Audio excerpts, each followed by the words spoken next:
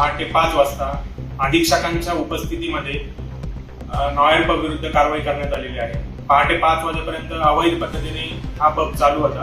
येथे एकूण 52 जणांविरुद्ध त्यांच्या विरुद्ध कारवाई करण्यात आलेली आहे.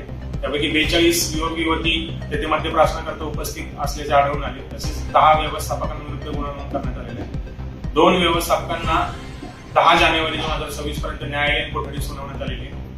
मुख्य आरोपी अमरजीत सिंग संधू याचा शोध सुरू असून त्याच्या विरुद्ध कारवाई करण्यात येईल. तसेच या कारवाईमध्ये तेथील सर्व साहित्य सुद्धा जप्त करण्यात आले आहे.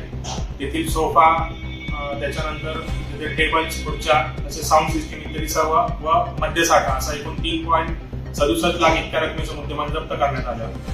राज्य उत्पादन शुल्क विभागाच्या वतीने आवाहन करण्यात येते की अशा प्रकारे बेकायदेशीरपणे अवैध कोणताही परवाना नसताना पार्ट्यांचे आयोजन करण्यात येऊ नये.